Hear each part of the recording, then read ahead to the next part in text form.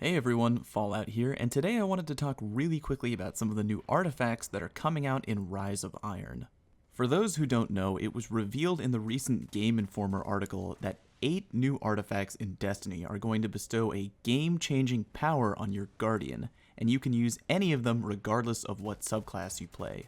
What I want to do is go over each new artifact and give my first impressions on which ones might end up being strong choices in the Crucible, provided that these unique artifacts will remain active in PvP, which it seems like they will. Keep in mind, this is all speculation. We don't know exactly how good each of these artifacts will be, and we won't know for sure until we get our hands on Rise of Iron. That being said, let's review. First, I want to talk about the artifacts that in my opinion might end up being low tier. The artifact Memory of Timur gives you the ability to melee low-level minions of the darkness and turn them into temporary allies. Obviously, this only applies to PvE. Sounds like a fun thing to mess around with in story mode, but does not help us in PvP. Next, we have Memory of Radagast. Now this one is really interesting. If you're using a sword for your heavy weapon, you will now have the ability to reflect energy-based projectiles.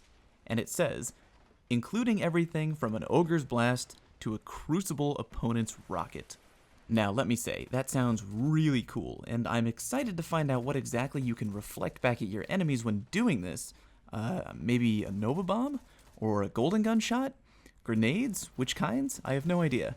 And we're unfortunately just gonna have to wait and find out. Now, even though that sounds really cool, in PvP this is probably only going to come into play for a short window each game, because it will only help you out when the heavy ammo drops, and ideally we're looking for artifacts that will be able to help you for as much of a PvP game as possible. So for right now, I am temporarily passing on Memory of Radagast. Alright, moving on. Now we're getting into what I'm currently considering to be mid-tier artifacts, and we're going to start off with Memory of Peru, which will highlight enemies with full supers in yellow and highlight enemies with low health in red for easier targeting. Despite the fact that there's already a way to identify when an enemy in Crucible has their supercharged, this could still end up being a pretty neat artifact. Sometimes it is a little hard to see the tiny yellow box from too far away, and depending on how strong your enemies get highlighted, either red or yellow, is definitely going to end up determining how often this artifact gets used. I can see this being a safe choice if you're not really sure what artifact to use, but at the end of the day, I'm probably going to end up using something else.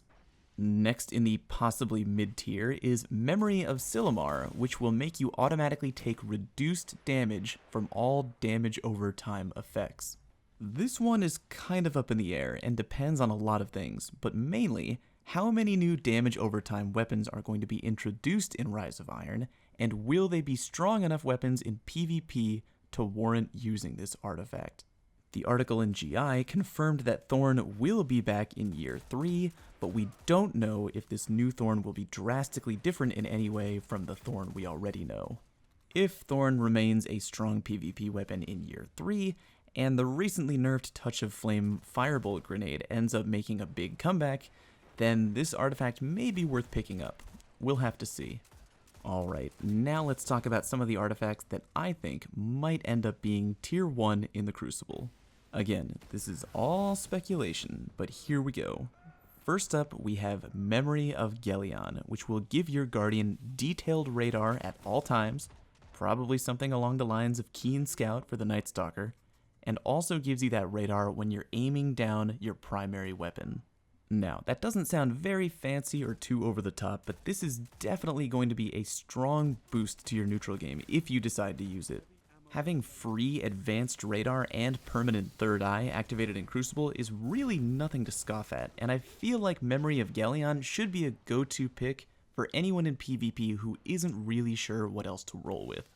Next, we have Memory of Joelder, which will give Guardians the ability to completely eliminate sprint cooldown.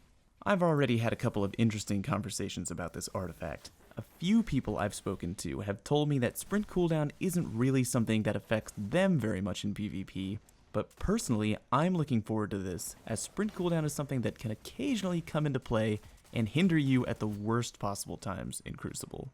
Being able to not worry about that is something I don't take very lightly, and I'll definitely be giving this a try to see how effective it is.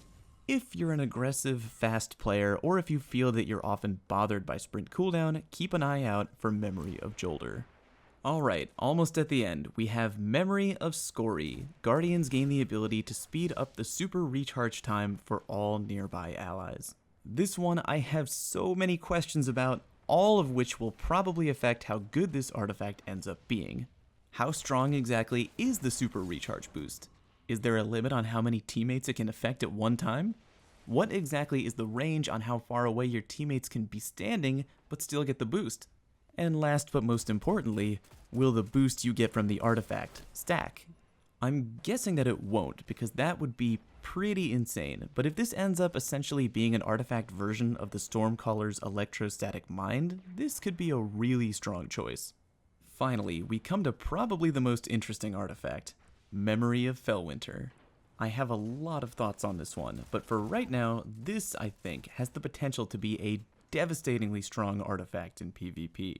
Using Memory of Felwinter, you lose your super, but you gain an extra grenade and melee charge, a boost to all your stats, and orbs recharge your grenade and melee abilities.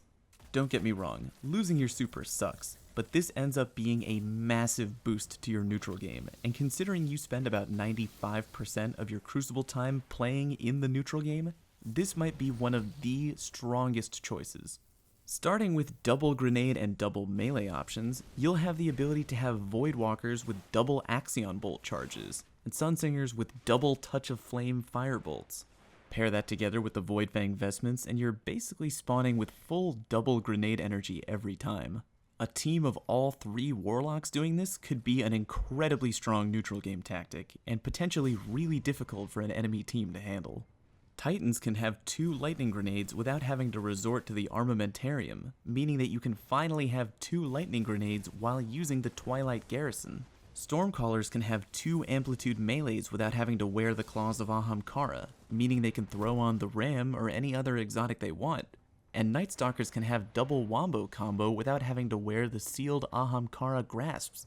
Again, even though you're giving up your super, the boost to the neutral game just seems so strong on paper that it's really hard to ignore. Some classes like the Sunsinger might be more than happy to give up Radiance, which isn't even really that good of a super to begin with, for the ability to throw double Touch of Flame Viking Funeral Firebolt grenades. In my opinion right now, Memory of Felwinter might end up being the strongest artifact option for PvP, but time will tell. Alright everybody, thanks for watching this short vid.